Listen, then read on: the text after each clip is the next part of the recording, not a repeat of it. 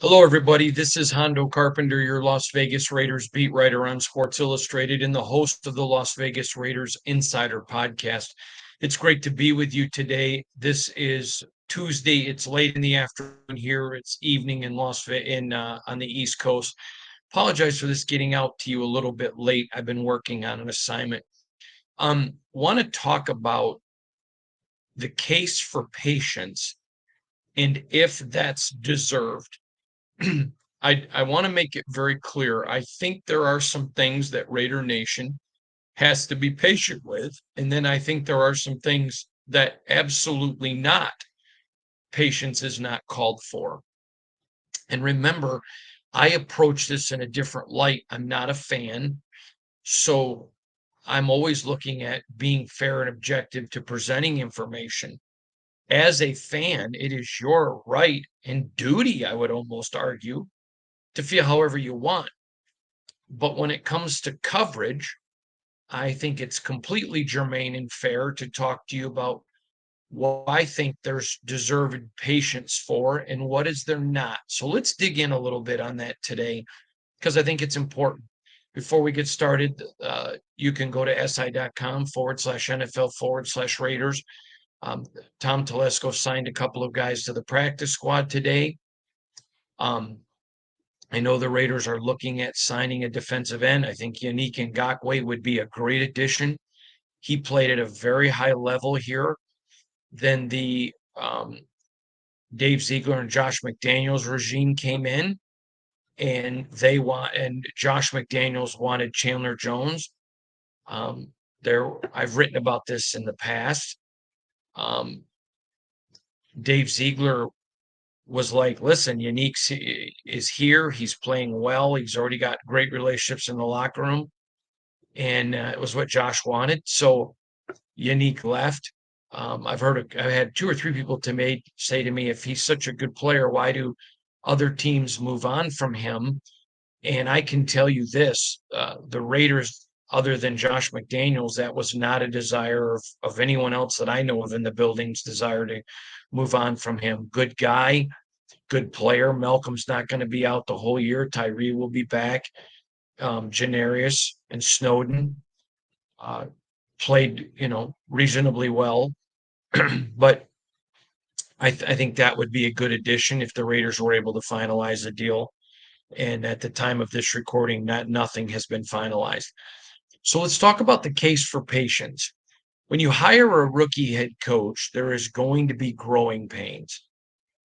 And I believe that when you hire that person, you have expectations of growing pains. If you're being fair, you just understand, though, that's part of the process. Bill Belichick had some really bad growing pains when he was in Cleveland. I'm not saying that Antonio's going to be Belichick, but I'm not saying he's not. I still have total confidence in Antonio Pierce. Nothing at all that I saw on Sunday wavers my trust or belief in Antonio Pierce. I have a lot of issues when it comes to the offense, but I also understand it was one game. If we're sitting here in week 8 and we're seeing repetitive issues, that's a very big deal. And we will call that out and hold that to the fire. And I know that AP will as well. I wrote an article today, and again, I don't know when you're watching this, but this is Tuesday, the 10th. I wrote an article today about 5 things we know about the Raiders. And one thing is, you didn't see Antonio Pierce after the game making excuses. In fact, he was very blunt, very bold, very direct. I am going to ask tomorrow a couple of questions of Luke Getzey. The first one is Al Davis made it very clear that the Raiders don't take what the defense gives them; they take what they want. With the number of checkdowns, the number of failed opportunities for this offense to be aggressive, has there been a change in the Al Davis philosophy? Or do they need to get back to it? Because, in my opinion, it wasn't demonstrated in that game. The second question I'm going to ask is Your team struggled on, third and short, fourth and short. So in the fourth quarter, with the team down, having the ball on the Chargers side of the field, your coach didn't go for it. And we've seen him go for it many times in that situation, but he didn't go for it. Clearly, whether he admits it or not, there was a crisis of confidence in his offense's ability to get it. Because if he thought they would get it, he would have done it. How concerning is that as an offensive coordinator with the game on the line in that situation when your head coach clearly demonstrates he didn't have the confidence that you were going to get the 1 yard? I think that's a fair question. That's a very fair question. And to Luke's defense, it was game one. And everybody needs to remember that. But I think it's fair to ask, this is what we saw. It's only one game, but has there been a change in the Raider philosophy? Are you going to be more of a take what the defense gives us? I understand that they want ball control. I understand that they don't want interceptions and fumbles. But look at how you played, and you still had turnovers. I think that's very important. I think it's very fair, but I think it needs to be asked. And Luke may come out and say, you know what, we haven't changed. It just was not a good performance. Okay. I've written articles that weren't good. I've done a podcast that wasn't good. I can totally, to me, that's fair. People have bad days. I certainly do. But I can tell you, looking at some of the email I got, people like, I can't believe I got duped into believing AP could do it. Really, after one game? And if one game is going to change your opinion, then you should go back and say, I should have not wanted him. But I said at the time, when you hire a coach, who's never been a coach, and this is just, and I've said this to you, I give every new coach 20 games, the 7-game season, and 3 games into the next year with free agents, changing of his staff to prove he's made adjustments. I think there are a lot of things on this staff that I like, and I think it's the best staff that the Raiders have had since I've been here. I saw a lot from Luke Getzey's offense in the preseason, and I know I wasn't the only beat writer who reported it, that I really like. There were things that the offense did really well. But let's talk about why did the defense fail, and then we got to move to Baltimore. It's Tuesday. It's time to move on. Clearly, I think the offensive line struggled, and I think that's being generous. I think you saw Colton missed a lot in the preseason, and he's got to get up to form. But there's none of us. Well, I got to rephrase that. There's nobody, in my opinion, who is reasonable that even remotely has any doubt that Colton Miller is going to be Colton Miller.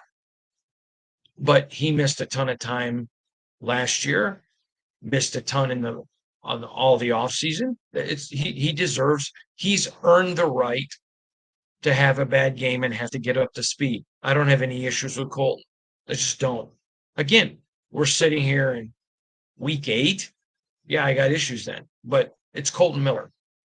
And Colton heretofore has never given us a reason to doubt him. And I'm certainly not going to start one game into a season when he's had so much time off. Cody Whitehair, I watched the film. I thought did some things well, but I was very disappointed. Overall, I would give his performance a C minus.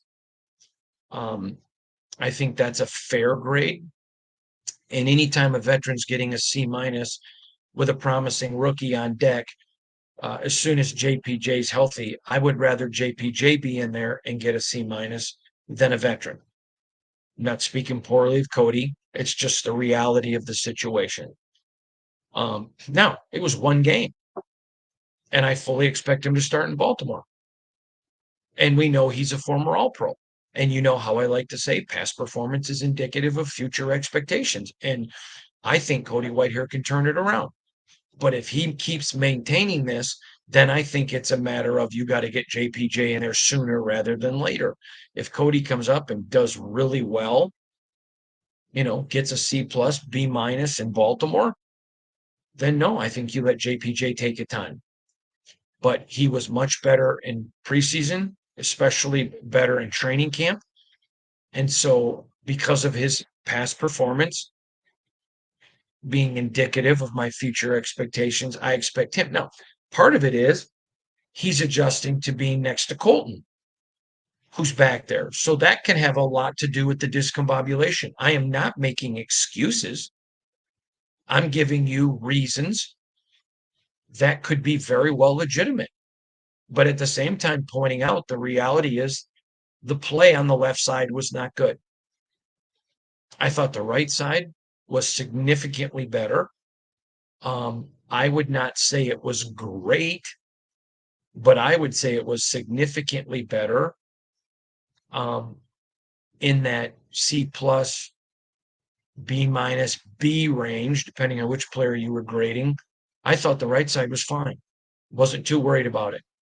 Okay. You saw Zamir needed to, on the wide zone, which means you're running to the right or left, you're going to use from the where the ball is hiked all the way to the sideline. Once he makes the decision to get upfield, I was disappointed that he didn't get his pads straight on to the line of scrimmage. So he was taking on offensive linemen with, half a shoulder pad or a corner of a shoulder pad. You got to get your shoulder square. And he knows that. And he's done that. Again, past performance being indicative of future expectations. I'm not worried about Zeke. This was a bad loss. There's no other way to cut the sandwich. It was a bad loss. However, an upset win down the road with 16 games left certainly applies a balm to this one. I was on a national program and I was asked, is there another loss I could have equated it to? And I go back to last year's Minnesota game. Now, they scored in this one, but it was very much the same. It's one that they let get by them. I am telling you right now, I predicted since the schedule came out they would lose in Baltimore, and I expect it. So I expect them to come home 0-2. It's not the end of the world because then they come back with 2 winnable games and can easily then be sitting there at 2-2. And then just needing an upset down the road to stay on course for my prediction of 10 wins. So the sky isn't falling. Again, from Hondo's perspective, I get it. Fans are tired of it. They've had it. Okay. I respect that. I get paid to go to the games. You have to pay to go. I get that 100%. And I respect it, by the way. Tremendous respect for it. So I'm not sitting here saying, oh, you're wrong. I'm just saying, I've had people say, you need to call that. No, I don't need to do anything other than my job. And my job is to, when it's time to be critical, which I've been tonight, I need to be. But when it's time to say, I don't believe that this is a time when you declare the sky is falling, I have to say that too, because that's being fair. So the case for patience. I like this defense. I think you do too. I think the defense is going to be fine. They need some help from the offense. The Raiders are not good enough to beat the other team and to have to beat themselves. I have zero patience with the penalties. Zero. Uncalled for, absolutely wrong, should not be going on. Those unforced penalties are killers, and they are ultimately ridiculous. Absolutely. There were some of those penalties were just. And the point is, AP came in and corrected that last year. So for people to be panicking, I mean, I think the man has earned the right to have a chance to fix it, and I think they will. Now, I'm going to talk about this week, Lamar Jackson. I remember saying this when the Ravens basically gave him an opportunity to go negotiate with any team, and nobody took them up on it. That was the dumbest thing. And if you want proof or reasonable suspicion of NFL teams collaborating, that's the case. Here is a top 3 quarterback in the NFL and nobody kicked the tires. Collusion, not collaborating. Nobody wanted to kick the tires. He is a great player. Now, the way that you beat him is to force him to throw when he has to, not when he wants to. It requires tremendous discipline. Guys have to stay in their lane. So if he jettisons to the left, you don't take a shortcut. You stay in your lane because the chances are he's coming back to the right. It takes incredible gap discipline, incredible gap discipline when you go against. He is a game changer. Game changer. I think he's top 4 quarterbacks in the NFL. Easily. Patrick Mahomes is number 1. Nobody else is in his league. And then I think you can debate between Lamar, Josh Allen, and Joe Burrow. I think those are legitimate how you're going to put 2, 3, and 4. And I think you can make a case for all 3 at all 3 positions. He's a game changer. There is a narrative that he's not a good passer, and that's not accurate. He is. But where he's a bad passer is when he's forced to do it, he will rush it. Add to that, not just rushing it, when he's forced to do it, sometimes he'll get off of his technique. Now, he, like Patrick Mahomes, although not as good as Patrick, but like Patrick, can throw off a back foot. But when he's under pressure, he will make some really bad errors where you can see he doesn't get all the power behind the ball. That's where people see a throw like that and say, well, he's not a good passer. That's not accurate. He has a cannon for an arm and he can make the throws, but you have to make him throw when he doesn't want to. The Raiders, whether they have to use the pass to set up the run or if they're able to run, have got to come out and attack on offense. I have no problem with them attacking, kicking the ball. AJ Cole's the best, and letting their defense play. I have no issue with that. But at least give yourself a fighting chance. When it's 3rd and frickin' 7, and you check down to a 3rd and 3 throw, why don't you just say, okay, we'll pass on 3rd down? And I don't mean pass and throwing the ball. I mean, we're going to just skip it. John Madden, this used to drive him crazy, and he's a Raider icon. If you remember when he would call games, he would say, if it's 3rd and 7, why are you throwing 5? Now, I admit I like screens when teams are blitzing, but you saw some play calling the other day that I questioned. And again, I'm going to wait and watch how this plays out. And I'm going to give those games. Again, if we're sitting here week, I'll just say right now, if you're sitting here after the Carolina game, I mean, if Carolina was a college team, they would schedule themselves for homecoming. That's how bad they are. And I don't think the Cleveland Browns, although I think they're better than Carolina, I don't think there's any reason this Raider team should lose to the Browns at all. At all. So if we're sitting here after week 4 and the Raiders are 1-3 and the offense has been terrible, oh yeah, then I think I think the case for patience is not realistic. I've had several people email, so I wanted to address and ask about, what do I think they should have switched to Aiden? The point of the matter is they said they were going to go with Gardner. They wanted to give him that first quarter for a fast start. That's important. Doesn't matter what you think, doesn't matter what I think. And I don't know how much of Gardner's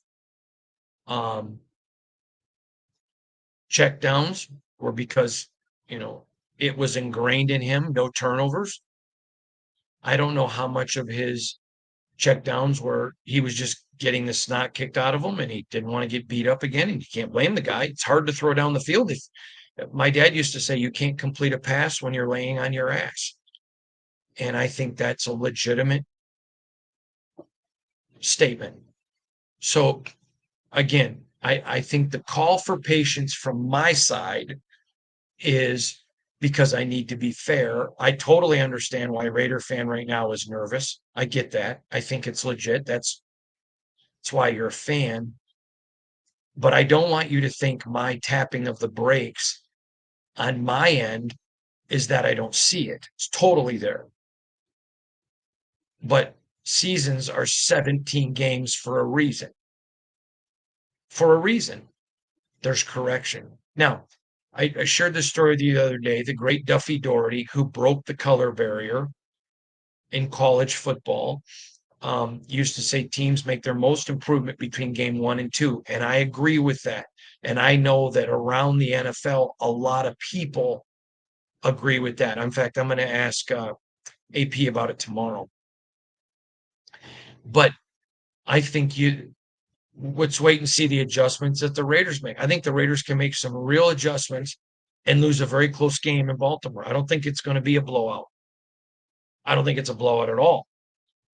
I think Baltimore's better than the Bulls. The Raiders should have beat the Bulls. But I think if the Raiders make the adjustments they should make, that it's going to be extremely competitive game. And we're going to find out. Of course, I'll be there. I go to all of them. But the way that you attack the Baltimore defense is you cannot beat them one-dimensionally. They are very good and very well coached. You have to remain balanced. So the issue is, and this is a big issue, by the way, it's running when you want to, throwing when you want to. So you want to stay out of those 3rd and 8 situations. You like 3rd and 3s. Why? Because they don't know if you're going to run or pass. I would have liked to have seen some draws with Gardner. I want to see more draws. He's got legs. I'd like to see some bootlegs where, you're using him as a weapon with his feet too. You can do that and still be a ball control team. He just has to be protective of the ball. And unlike Lamar or Patrick, when he throws on the run, he has to be very careful. But just avoid those. But I want to see more there. So I'm going to be watching for that. And I'm going to watch this Raiders offense. It's going to be critical on Sunday in Baltimore. If you've seen them in 3rd and longs, you just need to shake your head. But short thirds, those are good. 3 yards or less. That means they're keeping Baltimore. I want to see some more first down success. Mix it up a little bit. Some more first down success. The Raiders have all of the weapons. There is no excuse for an anemic offense, period. I can understand some reasons for patience. I've talked about it with Colton, talked about with Cody's, Zeus, first game. Okay, I get all that. But this is too good of an offense to be sitting here in a couple of weeks with the same issues. They need to get it fixed, and they need to get it fixed quick. 0 issues with AP. He's made it very clear how unhappy he was, and he's going to fix it. But he hires a staff for a reason. I don't think anybody is sitting here tonight thinking, oh, I wonder if Patrick Graham's going to make some adjustments. We all know that. We don't know, Luke. I mentioned this before. I'll mention it again because I think it's fair. Prior to taking the job in Chicago, he was considered one of the hottest young coaches with potential for being a head coach. That's a fact. He failed in Chicago, and I know for a fact that a lot of the failure was not on him. I know for a fact because of people in the organization, not Luke, who've told me there are things he wanted to do and was overruled. But if the offense continues to look like it did in Los Angeles, then the narrative on him is going to become he was a very hot commodity and good commodity in the NFL when he had Aaron Rodgers, but not without him. He was more of a quarterback-driven success than a coach-driven. I don't know if that's accurate. I know enough people around the league who believe in him that I think it's too early to make that call. Again, I'm not saying those of you fans who have are wrong. I'm saying as an objective journalist, I think it's too early for me. But I think it's something certainly to be considering, and that's being fair. Now, I want to make a couple of really quick announcements. Um, I'm going to be in J Lot for the first game. Shannon's coming with me. I hope to see you guys out there. Please come out and meet me. I'll go out there about 2.5 hours before the game, but please go out there. I would love to meet you and to see you and shake your hand and you guys to meet Shannon. I'm very proud of her. I'd love for you to meet her. But I also want to announce our next meetup. Many of you know I've gone all over the country to meet Raider fans. It's a great event. We usually gather at a local establishment. It's completely free. And you have to take care of your own food and drink, but somebody there locally finds an establishment that wants to host us. And we show up, and it's a great event. And we talk Raiders for a couple hours. I give you the laydown of the team, and I answer questions. It's just a really, really great night. A lot of people meet a lot of Raider fans. Tuesday, I think it's Tuesday. Yes, it's Tuesday, but let me look real quick. I want to check something out here. On Tuesday, um, April 29th, I am going to be in Scotland at St. Andrews. We do not have a location yet. We're going to get one. It's probably going to be from 6:30 to 8:30. If you're in Europe or in the UK, I already got a bunch of people in Scotland that have asked us to do this, so we're coming. It's going to literally be just a couple days after the draft. So I'm going to be giving you all the latest insight from the draft, talking about the team and a lot more. So if you live in Europe or you live in Scotland or the UK, make sure you're making plans on the 29th of April. Heard from a couple people today that are from America that told me they're going to come over. Heard from a guy that is in Argentina that said he would like to go. And I heard from somebody in Spain. So looking forward to meeting Raider Nation there. I'm told there's not a black hole chapter. I don't work for the black hole, but I think Europe, there should be a black hole chapter in every country of the world. That's why it's Raider Nation, because it covers the world. But I'll be there. I look forward to seeing you. And thank you so much for joining us tonight. I know the lighting isn't good. There's nothing I can do about it. But I apologize. I'll be back great tomorrow with our next podcast from the facility. Thank you for joining us tonight. God bless you all. Have a great night.